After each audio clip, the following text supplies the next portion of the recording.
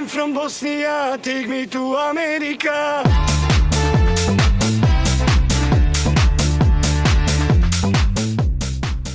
All right, now we're starting the podcast. All right, so what do you remember even what we talked about last time? No, I have no idea what we talked about last time. I remember C.S. Lewis was up there Was he? one point. Yeah. Yeah, we've talked about actually a lot of stuff, just kind of review of all the things. I'm like losing track of all the things that we've talked about. There's a lot of content that we've gone through and inspiring things and tossing around ideas. It's pretty fun. Yeah, that is true. Yeah. I mean, yeah, just for fun, sometimes I go back and look through all this stuff, and some of it even surprises me now. Mm-hmm. I'm like, oh, we actually talked about that, yeah. Mm-hmm. And then I just watch a little snippet just to kind of get a refresher and stuff. So, yeah, it's nice having that video library to kind of go back and look through. Yeah. That way, when I'm old and I lose my memory, I can go back and rewatch this. Yeah. Be like, oh, yeah, that's what I was like when I was young. Young and naive. Yeah. That's fair. So I guess, do you want to go first, or how do you want to do that? Yeah, dude, I'll go first. I got something for us today. Okay, so I was going to say I am inspired in these past couple weeks, not by marriage, no, I love my marriage, by video games, actually. Nice. And I think it kind of sparks a little bit from the nostalgia of the Mario movie coming out. But I was just thinking about how there's so many aspects of people's lives today that are getting like gamified, you know, and how whenever something becomes a game, I think it becomes almost more interesting.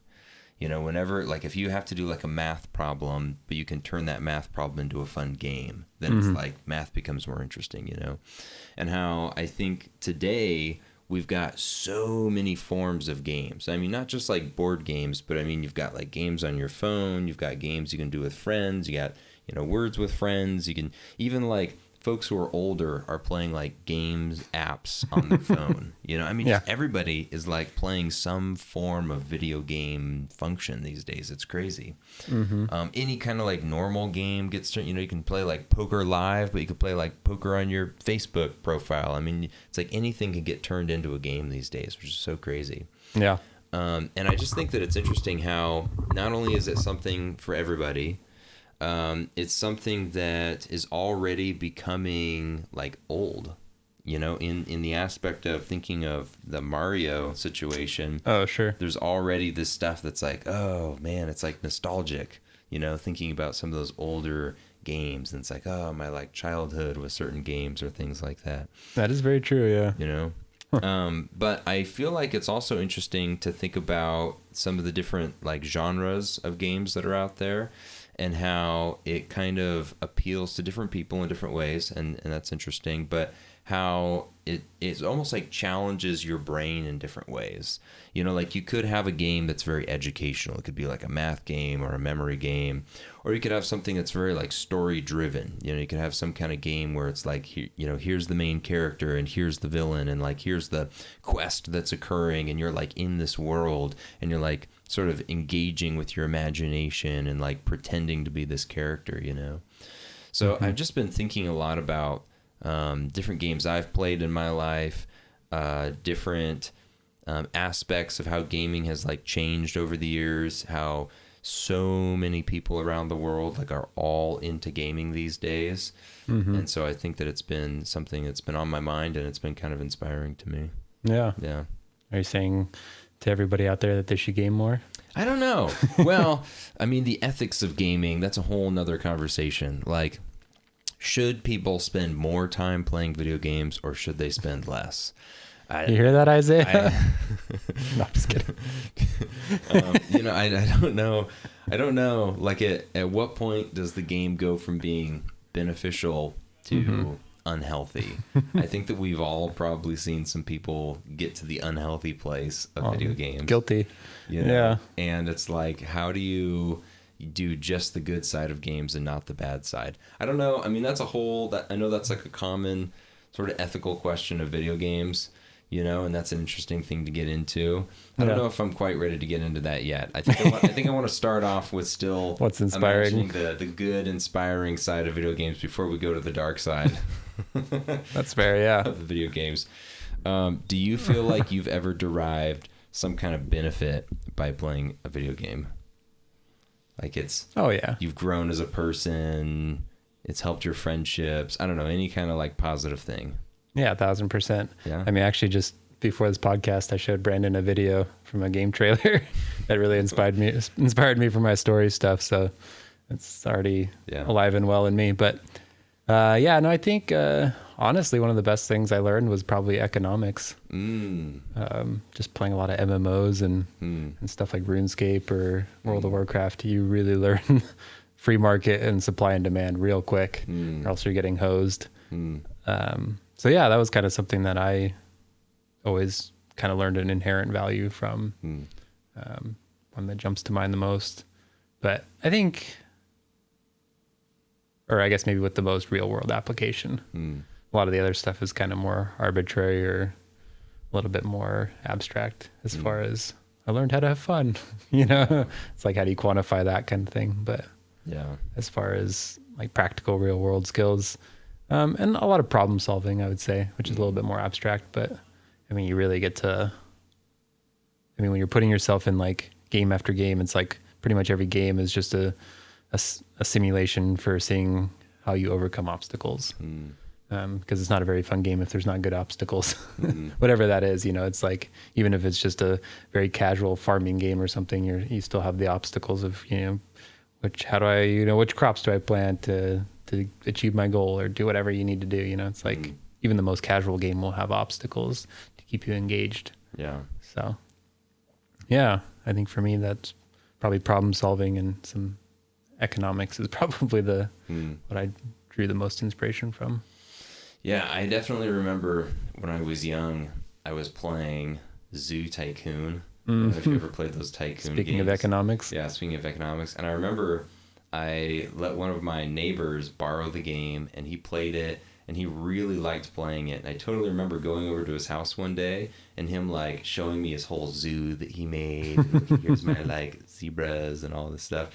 And he like was doing way better than I ever did. And he had like millions of dollars in this giant zoo, and it was like super elaborate. And me being like, dude, I always lose. Like when I play this game, I always just end up like taking all of my little human people who come into my attraction, and I just like pick them up and throw them in the lion's den to, like, 'cause I think it's fun. But I never like win at this game. Like I always get broke and I run out of money. And he was like, yeah, dude, it's because you're not like focusing on like how your like overhead and your income, and like, do you ever pull up like the little like money bar and look at how you're managing your money? And little like 11-year-old me was like, no, I don't know how to do that. And now he's at Harvard, and yeah. And it was like when I finally figured out how the money side of the game worked, then I could like actually win. And I was like, oh, this is a money game. Yeah. I didn't realize it's that. not a feed people the lions game. Like an animal game. Right. Yeah. Yeah. And that's where you kind of like, that's probably how you figure out if you're more of a creative person or or like a, I don't know, practical person, I guess, in some sense. It's like what draws you to like the different games. And that's actually something I've really liked games for, is to try to, it's almost like a personality test, especially with more sandbox games. You really get to like dive in and see what kind of things call to you and how you play the game. And just, I analyze myself or other people just watching them play games, and you really see like a lot of their personality come out, because it's, I think, I've been thinking about this actually the other day, just like hanging out here with watching your brothers and stuff in a non-creepy way. But okay, I watch them too. Yeah. My younger brothers play video games, so just watching them play video games. Yeah. And so like in this sense, it's more of like, I think in a lot of modern like households, there's not a lot of freedom for kids. And so like you really, like they don't really, like when there's lack of freedom, there's lack of expression, in my opinion, in some sense. And so they turn to video games because that's where they're the most free, you know, basically, I think a lot of times. And so it's kind of like where you can actually see people's like younger people's personalities start to shine, I think, in a lot of ways, because they do have that chance to like express their freedom and, you know, play the game. And one kid, you know, builds everything in the game. The other kid just wants to go shoot animals, you know, and it's like the other kid wants to just be social and make friends, you know, with a game like Minecraft or something, where it's like there's so many different ways to play. And that's why it's as popular as it is, I think, just because there's something that appeals to everybody, basically. And so, yeah. And so I think like when you like use a game as kind of a tool to self-reflect, I think that's pretty cool too. You know, that's okay. So that's a really interesting thought, how kids need unsupervised play. Like kids need to have like true expression of themselves in the form of play. And if they have their parents around watching them or a babysitter, they are being supervised, and they're going to like sort of self-limit their own play to like whatever they think the person will probably approve of. Maybe, yeah. I don't know. I think they would like if they were like, ooh, we should try to like set this thing on fire. They're not going to do that while mom and dad are around. You know, it's like they're going to probably like test some limits. Yeah. That's like, they know subconsciously, like they're going to get mad if I do this. So I'm only going to do that thing when they're not around, you know? And I mean, obviously putting things on fire could be dangerous, but maybe there would be certain aspects of play where it's like, well, I don't want to do this because somebody will judge me for it. I don't want to like make my zebras be like rainbow zebras, or, you know, it's like whatever their thing is that they like, I want to make this slightly different than it would normally be. And they don't want to do that while their friends are around, or maybe their parents are around, or babysitter, because they'll feel like they'll get judged or people won't like it. And I think back in the day, people used to have like their treehouse in the backyard, or maybe they'd like go hide in the hills, and you'd have like your little dugouts, or all the shenanigans went on. Forts, yeah, where you do all the shenanigans, you know. And that was like an expression of play. But now we don't really have as many of those unless you like live on a lot of land. So many people being in like really urbanized areas. So it's like, how do you express that total open play without people like micromanaging you? It's going to be on the video game because, you know, assumably, unless somebody's looking over your shoulder, you're the only person who really knows what's happening in your little video game world, you know? Yeah. So that's an interesting thought. Yeah. I mean, I do think there is some aspect of like you're worried about your parents because they are critical or something, you know, where it's like, that is just a sad reality. I think in a really healthy environment, this is probably like unachievable to some extent, but the parents actually facilitate your play because like the parents know more than the kids. So it's like, yeah, you can't go make a fire in your backyard out of like dry leaves, you know, but there's 1,000 other things to do that are fun, you know, or like interesting or, you know, engaging for the kid that like you can actually kind of like teach them or expose them to new ideas and new types of play. But it really requires like, I think, a level of engagement with your kid to know where they're at exactly at all times. So you're not like, you know, understimulating them and then they're bored, or you're not like giving them too much and they're overwhelmed. Yeah. And so I think if you can find that balance, you can actually really keep your kids engaged and probably, you know, not even that interested in video games. I mean, they might play, but like if there's other things that are like actually testing them and, you know, engaging them in similar ways to video games, I think they will. I've seen it very rarely, but I think it, you know, they will also find other things in life engaging. Yeah, no, I agree. That is a good point. If parents can be like super mature, Yeah. and they can have a really good way to engage with their kids, then yeah, play can be done while supervised in a really wholesome way for the kids. Yeah, and the parents can even join in, you know, and it kind of reinvigorates them a little bit too, from what I've seen. And so it's like then everyone gets to play together. There's no judgment, there's no whatever, but it's like it has to come with a mature way of like handling when things go too far as well. Because if you overreact when things go too far, then the kid is going to be afraid of you and then going to go retreat to their, you know, little dugouts and not want to like play around you because they're afraid of like an overreaction or something. Whereas if you're like just on their side and wanting the best for them when those mistakes do happen in play, because that's what play is pushing boundaries to like try to learn about the world. You know, if you can handle that maturely and just want their best and they know that, then it doesn't become like a punishment or whatever when the play goes too far. It just becomes like, hey, like I'm going to need to make you aware of this, so that way like it doesn't keep happening. Yeah. Or we'll address it if it does keep happening, but Yeah. it's not like an issue. Yeah. So, but that's not necessarily video game related. Well, yeah, that's just play in general. But I think it is relevant to video games because video games I think receive a lot of judgment from parents, and they really look down on the video games. And when kids play lots of video games, there's a lot of like, we're gonna cut this off, and this is forbidden fruit, and we're gonna like make it so that you can't play anymore. And it's a tough line of like, I wonder if kids are getting obsessed with video games because it's this like sort of forbidden fruit no thing that the parents won't let them do, or almost because it's like a freedom from the parents, like get away, like it's almost like escapism from like parental judgments or something. I don't know. It's interesting. I think when you have it, something like that where you can spend, it's like infinitely addictive, or you can spend infinite time on, it's because it's hitting on more than one axis. Like if it was just, like heroin or something, it's like just heroin. You can only do that so much, or whatever. I mean, the consequences are obviously like pretty dire, but it's like you can only do so much before you just like pass out or whatever. It's like video games, you could like people just spend their like life doing that, if they could, if they didn't have to work or whatever. And some people do that and, find other ways of getting money. But I don't know. Like, I think, it's something that definitely hits psychologically, like physically, because you're getting dopamine. So it's like on a physical level, but I think it also fulfills a lot of emotional needs, like you were saying, of, being unsupervised or having that freedom. Yeah. And so I think that's why people find so much solace in it. Yeah. No, it's interesting. Okay, one more non-ethical question about video games, and then I want to come back to the ethics of it. So back to the idea. Well, I was going to ask you too. What did you gain from video games? Okay, yeah. So that's what I wanted to get back to. Okay. Yeah.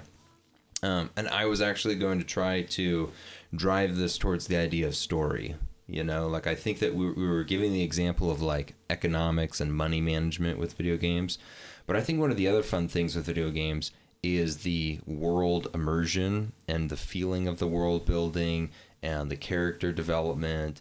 And I think it's a really fascinating way to tell a story, because when you think of the different mediums of storytelling, you've got, reading a book, you've got, maybe orally telling somebody a story.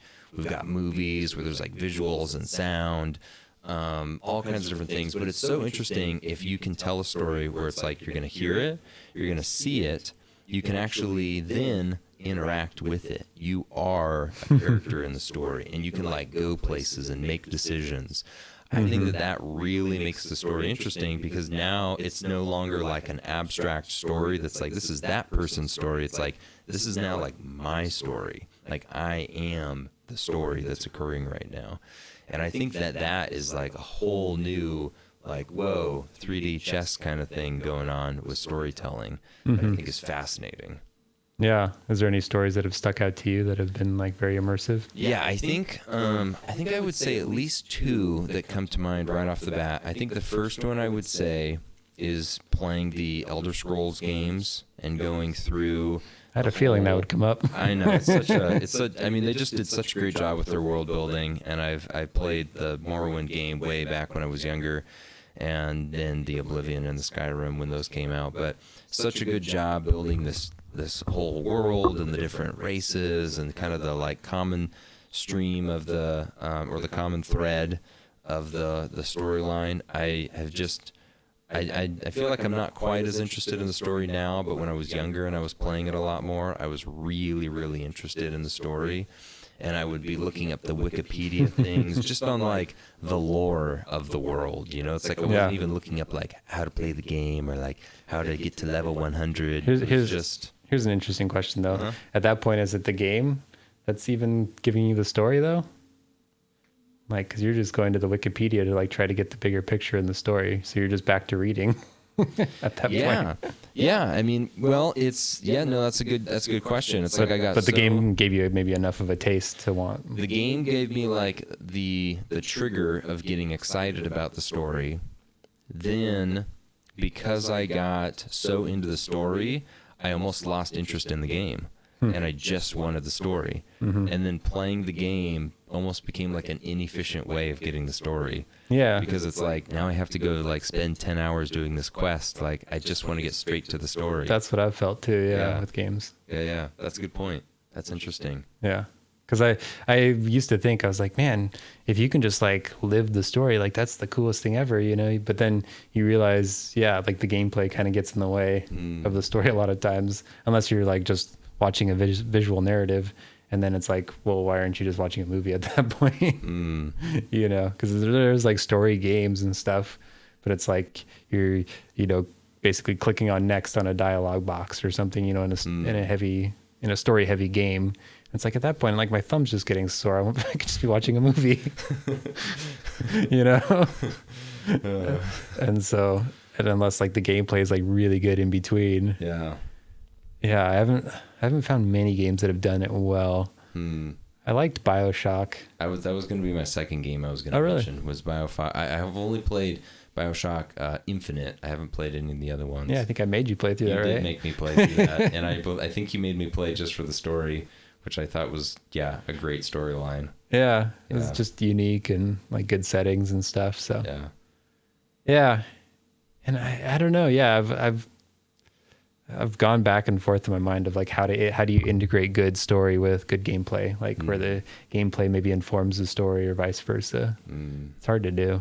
Yeah. Because it's like people just try to like take one genre and then mash it up with like story or whatever, and it's like when you see a film and the score and the movie were like composed or done separately, you know, and then they just like put them together, or one was done and then the other was done. It's like, it's good, but it's like not as whatever. But then you watch like a movie like Dune, where it's like, you know, the director is sitting with like the cinematographer and the music guy, like, you know, at the beginning of the process, they're like integrating everything together. You know, it's like the concept guys are like sending over images to the audio guy as he's making them. And he's like, oh, that looks like a dragonfly. Like I'll put dragonfly sounds in my soundtrack, you know, and like really baking everything together, and these different parts are informing each other. So yeah, I don't know a good way to do that with games necessarily, but yeah, I always like the Half-Life games.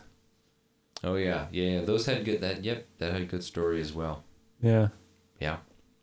And sometimes it's less about the story and more just about the atmosphere. It's like kind of like a world you want to be in, and it's like that is almost like informing your idea of the story more so than like an actual narrative a lot of times. Yeah, that's true. Yeah, it could be that there isn't even really an interesting story, just an interesting world to go explore. Yeah. Yeah. And that's usually what I get from games more so than like a good story, I find a lot of times. Because like with a good game, you're always having to like sacrifice a lot for gameplay. And there's not really a lot of gameplay or story in gameplay. So yeah.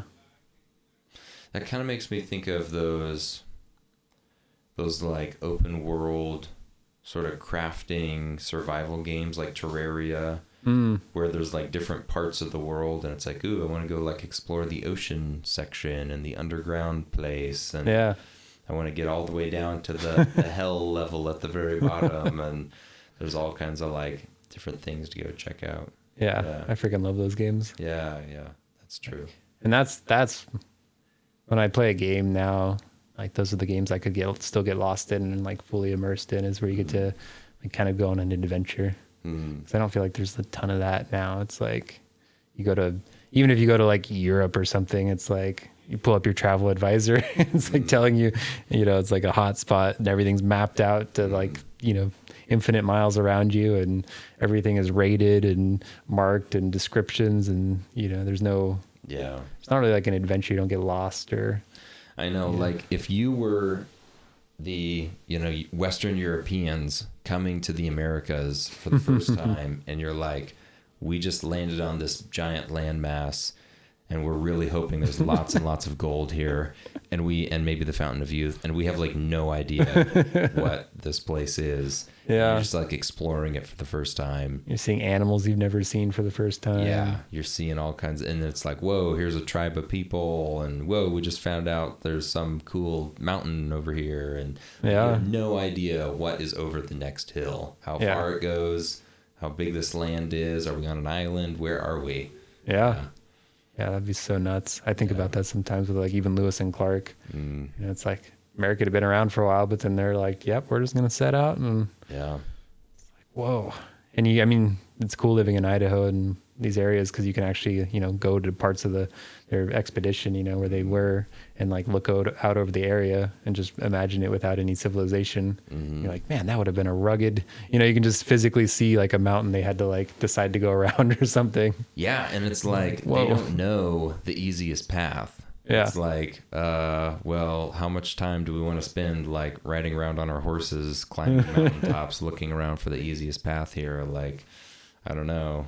We just gotta go that way at some point. Yeah. Yeah, so I guess with video games, it's like, it's trying to capture a lot of different things, I feel like, and kind of recreate those experiences. And it does a pretty good job. And like some experiences you just can't have. You can't like go fight a bunch of orcs in real life, you know? So it's like, whatever, that's, you know, it's cool. But I don't know, for me, I guess some of the novelty has worn off a little bit. Maybe as I get more engaged in like meaningful things in life, I guess, to some extent. Like there's more, I'm finding more challenge that I want to take on in other places. Yeah. And so, because that could be like something I think you get from video games too, is like, you know, like imbalance is good because it can help you feel confident, you know, in some sense. It's like, I don't think it's a good long-term solution, but it's like if you're feeling unconfident or whatever, you can't do something, you go and you beat a game and it's like, ooh, okay, I did something, I accomplished something, I got all the achievements in that game. Like I'm a completionist, you know, I'm someone who follows through on things. Yeah. And so like at the very base level, I think you can kind of boost your confidence if you need that. Yeah. You remind me of how there was a point in time when I remember playing some games. I think I was playing Skyrim, and you have like your quest log of all the like quests that you need to do. And I remember at one point looking at that and just thinking, this is basically just like my normal daily to-do list. I'm basically just like doing a task-driven to-do list in the game. I've got to go to this location. I got to pick this thing up. I got to take it to this guy. We call those errands. It's like, dude, I'm just running errands in a game, in a fantasy game. Like, that's all I'm doing right now. And it was like so annoying. And once that like little switch came on in my brain, I was like, I hate this game now. Yeah. And it like really, it like dropped me right out of the immersion. It was like, I am not even in this land. Like, I don't even care about this anymore. Yeah. And some like probably nerd in their early 20s sitting in the Bethesda office was like typing up to do tasks for you know, for all these people that play it. Yeah. Yeah. It's like, I'm going to make people run around the whole map without teleportation or something. Yeah. And well, but it comes to an interesting point that you were kind of making is it's like, at what point does the fulfillment of completing the game shrink in comparison to like real world fulfillment, you know? Like, I think when you're young and maybe you haven't like accomplished a lot of things in life, the game feels like you're accomplishing a lot. It feels like a big achievement. But once you get older and you like graduate high school and you like go get a job and you're like making money, and then you've like, you know, you've moved places, you bought a car, you're like, oh man, like I've done things in my life. Then there's real world fulfillment that maybe is a bigger level fulfillment than whatever you would get in the game, you know? Yeah. I think what was hard in my case was that, like a lot of the traditional things that like people find fulfillment in, I didn't find fulfillment in. And so like, I think that kept me playing, or like maybe playing video games longer, or to the extent I did for longer than normal, because it was like graduating high school. I didn't care. Like it wasn't like people told me it was a big achievement or something, or like an achievement. And it just didn't feel like it, you know. It's like getting jobs and stuff. It was like, wasn't really jobs I liked or was passionate about or anything. So it's like I wasn't getting any fulfillment there, which like some people might get from a career or something, or trying to work their way up somewhere. Like moving out or living different places didn't really do it for me. It wasn't until I started like really diving in on my creative stuff and just, yeah, like kind of like stuff like just this podcast where it's like, you know, you're putting yourself out there, things you've been afraid to do for a long time, you know, and that you really like kind of work up the courage to do that are meaningful to you. And then once you do those things, I think that's where it's like a lot of the stuff just kind of came naturally to me. Like getting a job wasn't like, it was kind of scary, but it wasn't like a big deal. And so, but yeah, I think conquering some of the fears and things like I'd been afraid to do for a long time, and just actually like putting myself out there into the world, like creatively to be like judged or just seen, you know, like that was a big turning point for me. Cause I think I was probably pretty critical growing up. So I just had always that judgment coming back on me until I kind of dropped some of that. So yeah. That's once I started to find that fulfillment, it was like, yeah, like you said with the quest log, you know, it's like you're like, why am I doing work over here when I could be doing work over here? And it's like actually rewarding. Yeah. So, yeah. I think it's interesting too, what you were talking about earlier, how video games can almost be like testing your personality type, you know, like I'm going to start a new, competition to the Myers-Briggs. Yeah, that's video right. game Brig. Instead the Lego Briggs. Yeah. But it's like, why, you know, some people really like playing those more like Mario kind of like family fun cartoon games. Some people want to play really serious games. People want to play like the scary horror games. Some people only want to play the real-time strategy. Some people only want to play first-person shooter, whatever, you know. Yeah. I do feel like you really like games where you create and like build things. I don't know. I feel like I've seen that happen where we've like played something where it's like, ooh, we're like making this thing together, you know. Yeah. Yeah. I like collaboration a lot when it's like towards a singular goal. That's something that's very fulfilling to me and fun. But I think for me, partially, I'm a curious person too. So I've just played like a lot of everything, just mostly to try to understand it. Yeah. I feel like that gives me kind of a better handle on just psychology in general. Yeah. It's like the more experiences I have, the more I can relate to other people or understand what they're getting from things. Yeah. So that's kind of been one of my driving forces. And then two, it's like, now I just feel like nobody's really making, like you might get one game a year that comes out that's like pretty innovative and unique, but for the most part, it's like a lot of the same stuff that also diminished my enthusiasm.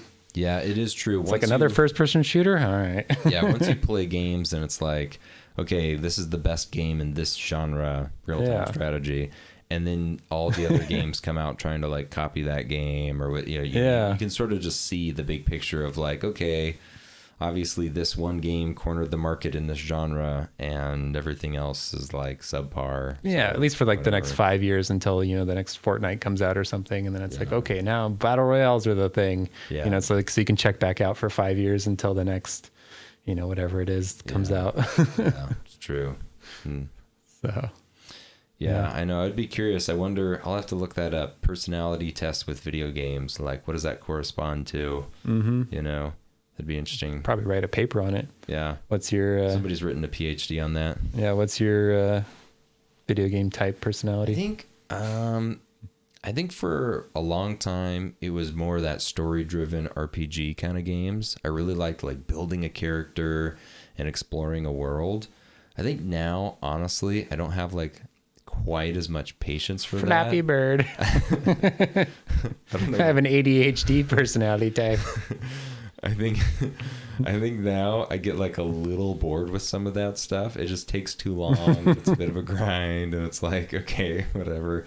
Yeah. I think now I like a little bit more of that real-time strategy where it's like, okay, I'm going to build like my little kingdom and I'm like competing for time. And so I have to have like a sequence of like clicking here and okay, I need my little villager to go do this. And keeps you engaged. It keeps me kind of engaged. Yeah. There's not really a story. It's more like I'm almost like managing my economy, my like production team of people, my little soldiers, my base, sort of managing all this stuff like in real life time. And I've got to like compete with these other people and then get better and then like attack them or whatever. I kind of like more of that now. Do you play mostly versus the AI or other people? Mostly AI, so that way I don't feel like I can just like pause it if I want to quit, or if I that way I can rage quit. Or I can like listen to type in chat. Screw you. I don't usually want to be like that focused on the game. I only want to like semi pay attention to it, and then if I need to like pause, I feel like making a snack. It's like, Interesting. yeah. So is it more something just to like occupy your like fidgety fingers or something? Fidgety fingers. What do I do with these things? No, I feel like I think that it's nice if my brain is really tired and I've like run out of energy to do productive things, and it's almost like instead of watching a movie at the end of the day, like maybe my wife isn't home. And so it's like, well, we've been watching this TV show together, but I don't want to watch it without her. So what could I do that's just a me thing that she doesn't care to miss? Play this video game for a little bit. That's true. Yeah. Yeah. So, and then when she comes home, it's like, oh, all right. And then I can just turn it right off because, I'm not in the middle of like competing against somebody or whatever. Yeah. That's fair.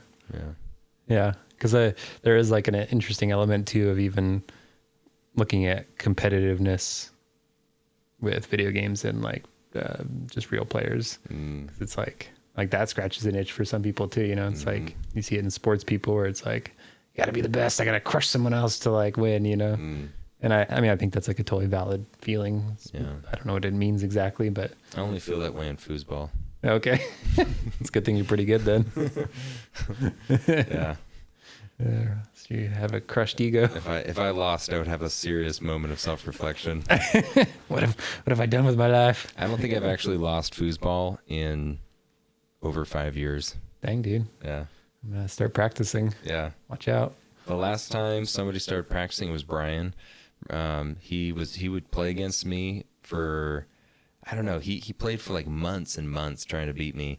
And I kept telling him like, dude, just pay me $20, I'll let you win. And he was like, no, like, I'm gonna beat you at my own skill. And he finally beat me one time. Yeah. And I was like, dude, that was legit. Like I didn't even let you win or anything. Like you legit beat me right there. And he was so stoked, and he like ran outside and ran around the house one time. Jeez. And then he never beat me again. That was I was about to say it. He's like, you asked him if you want to play again. He's like, nope. Yeah. He's like, I think I did play a few more times after that with him, but I don't think he was ever able to beat me again.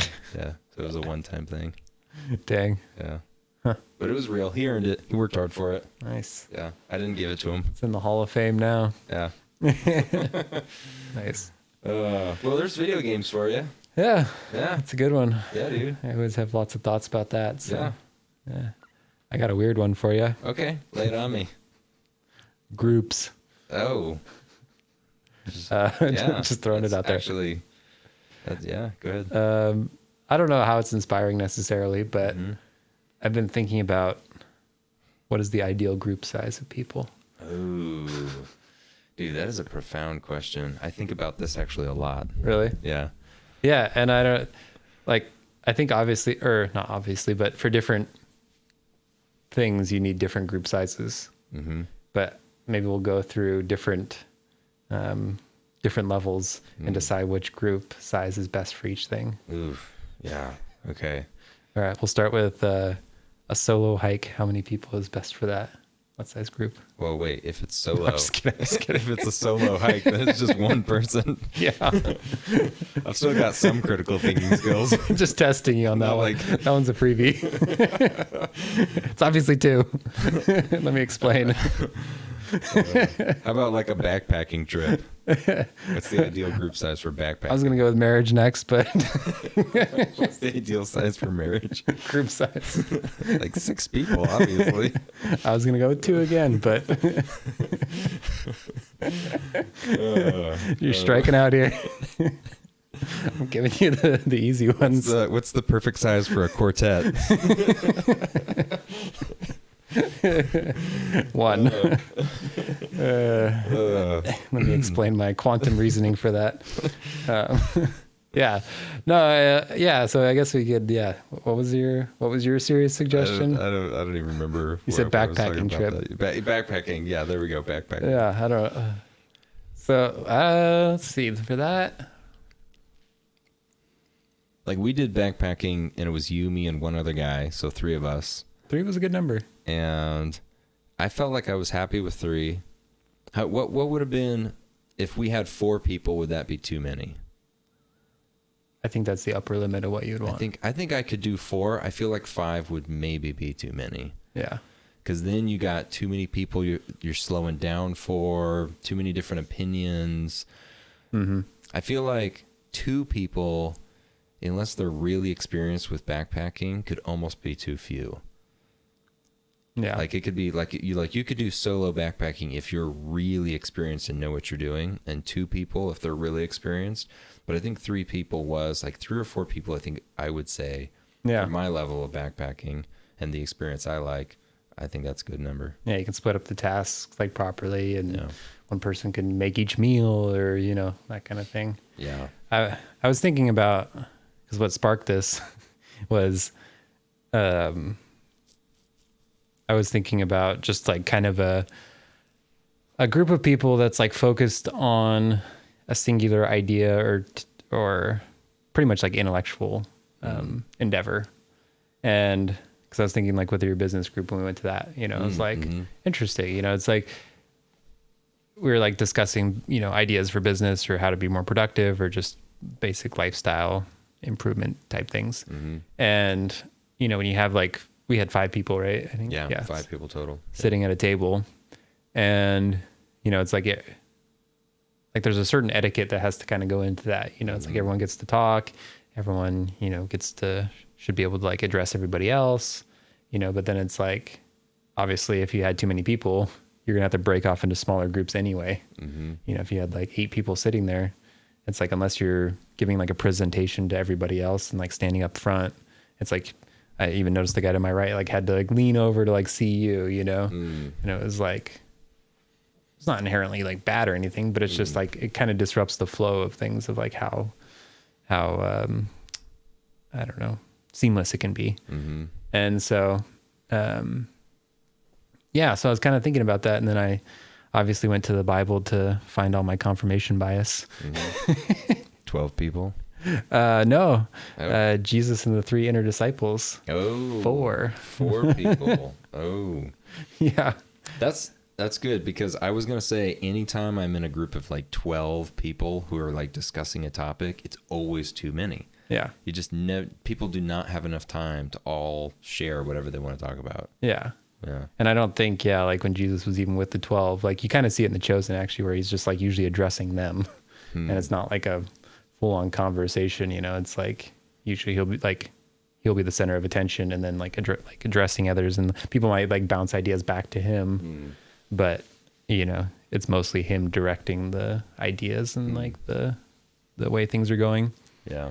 But yeah, so I think like, cause I was thinking about like 4, cause this is how deep I get on this stuff, but just like thinking about like how much eye contact you make with each person, it's like, if you have 3 people, it's like you can, like the amount of, I mean, there's studies and stuff about like, optimal eye contact with people and stuff like that. And it's like when you're speaking, you can actually kind of like bounce between 3 people like very seamlessly. And it makes it like everyone feel included while also not like staring at anybody. Cause it's like if you're with like 2 people, you have the potential to like stare at somebody, and that can be like uncomfortable for them or, yeah. And so, but with like 4, it's like really nice to be able to like address 3 other people. It's like, it makes a square. So it's like nice for, or like a cross or whatever you want to call it. So it makes it nice for like being able to like either see the person across from you or the person to the side of you, it's like, there's no, or like diagonal. It's like you're equidistant kind of in a sense. Okay. Those are a few interesting points. I'm sure everybody's been in these circumstances before where you're in a conversation with like 2 or 3 people, and there's 2 people who are basically like looking at each other most of the time, but then they're kind of talking to everyone else. And it's like, they're like, blah, blah, blah, blah, blah, blah, blah. Blah, blah, blah, blah, blah, blah, blah, blah, blah. And they kind of like, it's like 90% of the time they're like looking at this one other dude, but then they kind of like glance over at people like, yeah, you're included too, but like I'm mostly talking with him. Just throwing you in, just like throwing you a bone. It's like, am I still a part of this? Or like, Like, okay, whatever. When there's unequal eye contact, it makes the conversation weird. Yeah. Yeah. It's so weird. Yeah. And I don't know. Yeah. Where that, like, I mean, I'm sure there's something biologically there or whatever, but yeah, I was just thinking about that. Cause even like the Tuesday morning Bible study or whatever, it's like, that was 5 and it still feels pretty good. But like, I know I've noticed it doesn't quite feel like 4. It's not like 4. Yeah. 4 is where it's at. 4 is where it's at. And so I don't know. Have you had experience, and you mentioned kind of your experience with 3 and like, you know, people looking, or maybe one person being excluded. Have you had like positive experiences where you've been like maybe discussing something with 3 people, or like a place where 3 people stood out to do something with? And maybe we kind of talked about backpacking. Yeah. Okay. So less than 4 and it was still good. Well, just like where maybe like, have you had a good like intellectual conversation or like experience with 3 people, or like better? Have you had a time where it was better than 4 to have 3 in that context of like discussing something deeply? Well, I would say like on this podcast, it would be tough if we had a 4th person. Like we've invited like one person at a time to come on and join us. And even with one other person, like 3 people on the podcast talking, it's like, it feels like everybody has a lot to say. Yeah. But if we had a 4th person, it'd be like, holy smokes, how do we fit all this? Everybody wants to talk. Like, how do we fit all this in here? You know, that would be tough, I think. That would almost be like, I don't want to say too many, because I'm sure at some point we might have 4 people on, but I feel like it would be a challenge to have 4, you know? So maybe it has to do more with like you think it has more to do with like the time limit versus, because like why would it work at your business meeting to have like 4 people like engaging versus like it's a similar idea, right? We're both like just sharing ideas. Well, not necessarily. Is it conversation versus ideas maybe? It could be conversation. I think that it does very much depend on the format, and it does depend on who is there at the meeting. Like when I'm teaching my classroom and I'm giving a lecture, they are listening, I am talking. It doesn't matter how many people are just as it should be in the universe. As it should be, yes. Listen to me. No, but it's like I'm giving them a whole lecture. Here are the 4 chambers of the heart. You know, it's like they don't know this information yet. They have nothing to say. You know, it's like unless they're asking a question, like, was it 3 or 4 chambers? Like, you know, it very rarely does it get to a point where like they have a lot that they want to say or ask questions about, to the point that I have to like give them a ton of time in order to like have some kind of conversation. Usually it's like, you don't know these concepts, let me explain it to you, and then I'll ask you guys a couple questions. And if anything, they're like pretty silent, and it's like, anybody want to answer the question? Please? You know, like, anybody have any ideas? And one person's like, well, I don't know. You know? So I wouldn't say it's, you know, in that kind of format, then it's like one person has a lot to say, other people maybe not necessarily as much, you know?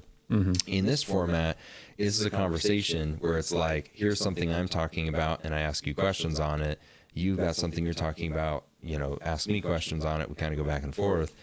You know, with like the Bible study and with the business group, it's both kind of one person giving somewhat of a presentation, but just in a highly discussionary based, more involved way, maybe. Yeah.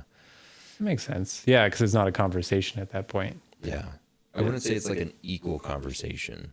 Like we're in an equal conversation, but like in the business group, there was one person who was sort of presenting an idea, and then other people kind of discussing based off of that. Like bounce their own thoughts back.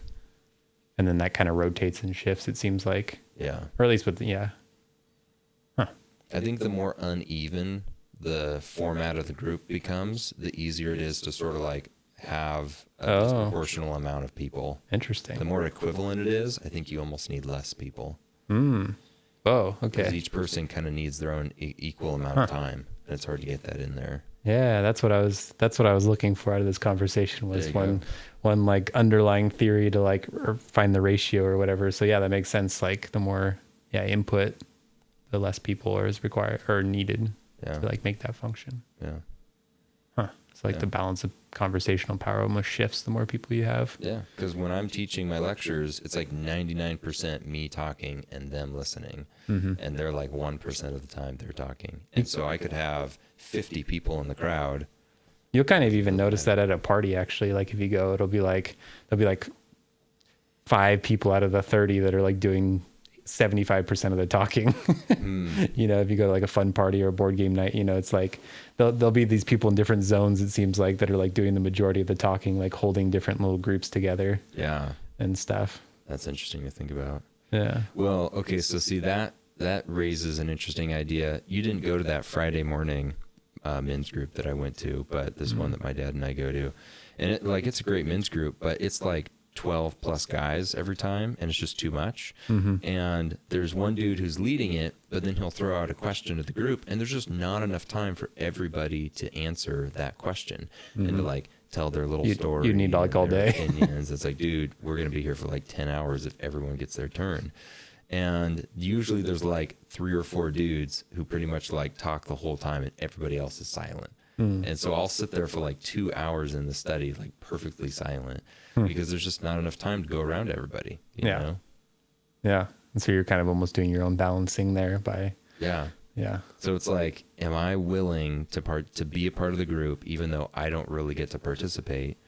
Or do I feel like I need to like aggressively sort of like, you know, get into the conversation and almost like talk over some people in order to like, you know, assert myself. Yeah, I was about to say you have to like assert dominance or like battle for that spot, you know, to be heard if you want. But I don't want to be like aggressively asserting myself in order to be heard, you know. Yeah, it's like it's not that important at the end of the day. In some regard, like you have other fulfilling relationships where people will listen to you. So I can assert myself in this conversation.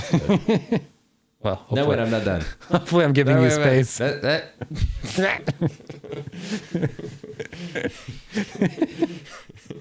Dominance asserted.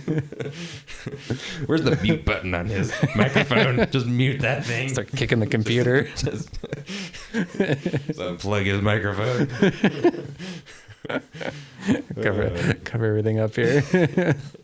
Get your grubby little paws off it. Grubby paws. Oh, man. Grubby mitts. Oh. Yeah. Okay. Is there anything... Let me turn a question towards you. My wife and I have this conversation every once in a while. I'm very much a group person. If I want to do something, I like to do it in a group. But if she wants to do something, she usually wants to do it solo or with like one other person. So do you feel like the vast majority of things in your life, or maybe I should say it like this, what are things in your life you prefer to do in groups versus in solo? I don't know. I'm trying not to answer that inappropriately or weirdly. It's such a loaded question. No, I prefer to like play volleyball as a group instead of solo. No, that's kind of where I'm getting to. Like, I guess in my life, where it's like I'm trying to decide what I like balance and like trying to adhere to nature or like what the natural order, how it was set up. And so I think you can try to go against that, but you're just not going to live as fulfilled of a life. So for me, it's like a lot of the thing is just trying to find the proper measures for everything. And so I think in the past I would have done stuff solo, but that was just because of like fear and not because of any good reason. I mean, that's a reason, but you know, so I don't know. I do think for a lot of creative stuff, I would actually prefer to collaborate and like do group stuff where it's like you're getting an infusion of more ideas. And I always look to kind of directors of movies and stuff, and I just like crave that kind of job or that interaction where it's, you know, they're, you know, working with like hundreds potentially of people, you know, on a daily basis, just kind of like distributing their vision and stuff and kind of working with people and just bouncing ideas off and taking ideas in and putting stuff out. Yeah. I love that kind of environment. Some kind of creative like project management thing. Yeah. I think I'd really like thrive on that. But then I also really like, you know, like having intentional downtime by myself to like meditate or do things that's like some people would go to like a yoga thing to meditate or, you know, like do it in a group setting. But for me, that's not as interesting because I just get distracted. So I kind of need that solitude there to be able to like actually focus. So, yeah. Yeah, that's interesting. I think for me, I actually really enjoy the silent meditation in a group. Somehow when everybody's being quiet, it makes me feel like really focused on being quiet. And if it's just me, I think I'm so inside my head that if I'm solo being silent and trying to like, let me have a moment of quiet, it's like, yeah, nothing changed. Like I'm still thinking just as fast as I was before. I don't know. Huh. I think one thing I've Is also... it like a solidarity thing with people or something? I don't know. Yeah, maybe it's like maybe I'm extra self-conscious because I'm around other people, or I'm just sort of following the herd, or I don't know what it is, but when everyone in like some group prayer setting and it's like, okay guys, let's just have like 5 minutes of silence in our prayer time and just like quiet your hearts before the Lord, then I feel like I get really quiet and I am like thinking about nothing and my brain is like blank and it's like I am like in Zen meditation mode. Huh. But if I'm like, okay, just go into my room and like sit on the ground and be quiet for 5 minutes, that is so hard to do. Really? Yeah, because when I'm in that group setting, it's like I close my eyes and I'm like, did I just hear someone fart? You know, or like whatever. It's like who's got their eyes open and is looking at me really loud. Yeah. Somebody else has their eyes open. I can feel someone staring at me. Yeah, you know, or it's like all your other senses get heightened and you're like, what's that weird smell? I didn't notice that before. You know. So yeah, but okay, interesting. I wonder what that is, where it's like being in that group really does that. Huh. Yeah. Interesting. I think creative projects, I do actually really enjoy doing creativity in a group setting where everyone's brainstorming about something or masterminding or whatever it is. And it's like, oh, let's get a big whiteboard and like come up with an idea on something. And like maybe you've got some little stuff that you're writing out on a table. Like I do think that's really fun. But I think currently I have so many creative projects that are like my personal projects that I'm working on that I just need to get done. And I do those things best. Do I do those things best totally silent?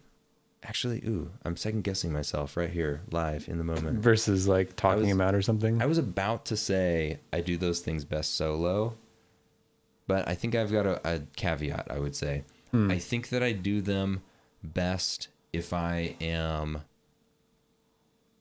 working in a group of people where everyone's working on their own project. Oh, interesting. Like if I am working on writing, I'm going to do my writing best if I just grind to the computer and I just write and clack away.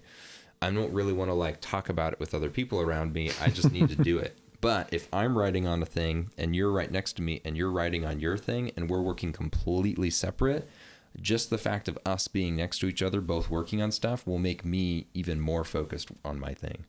I know that. Than if I was completely alone. Yeah, I definitely noticed the same. It's like kind of having a spirit of accountability maybe or something, or just like the idea, maybe if both people are kind of excited for what they're working on, like the energy kind of like is in the air, even if they're not like speaking it or engaging. Maybe I could see that because I kind of get excited, like knowing someone else is working on something important to them. It's like kind of reminds me why I'm doing it in some sense. Yeah. It's like, oh yeah, like here's someone else who's kind of sharing this thing I like to do, you know?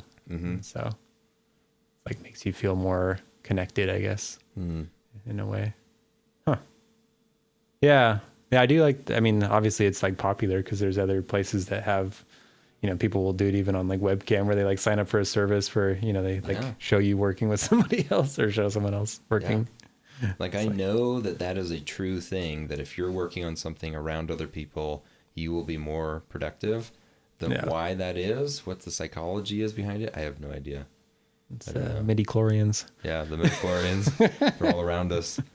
They surround us, binding us together. In the darkness. Where the shadows lie. We just mixed everything.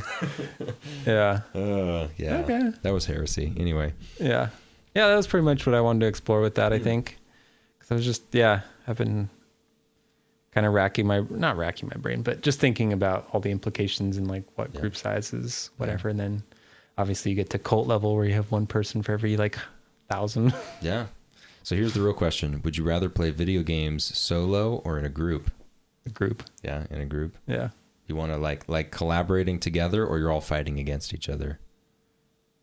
I think I have the most fun collaborating. Yeah. For sure. Yeah. Like my my unfulfilled dream was always to like be in a top tier like rating guild in World of Warcraft. Oh yeah. And I just never got there because I didn't have like the social stamina to put up with BS.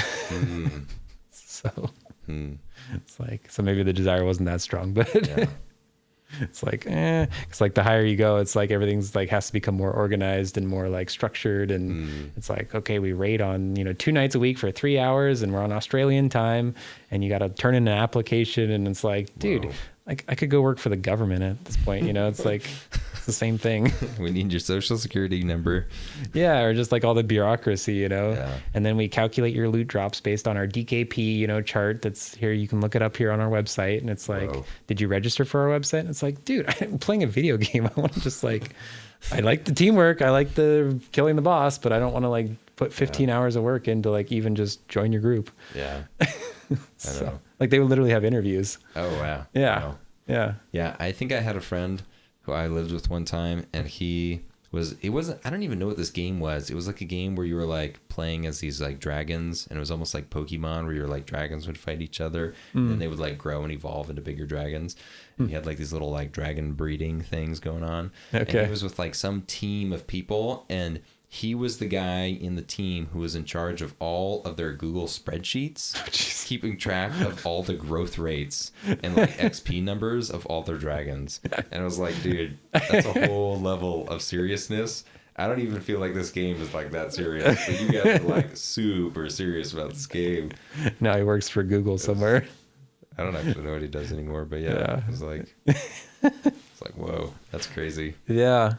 Yeah. So for me, it's like, yeah, a lot of times the group dynamic will kind of get in the way of having a really like fun, free flowing group, or sometimes like the structure with the bigger groups can like get in the way of maybe some of the organic creativity and fun I find. And so I don't know, like, have you seen anyone kind of like manage to, I feel like there's standouts, but do you maybe have an example or something you can think of where it's like people managed a large group of people or an organization without like losing that fun and that like spontaneity and creativity?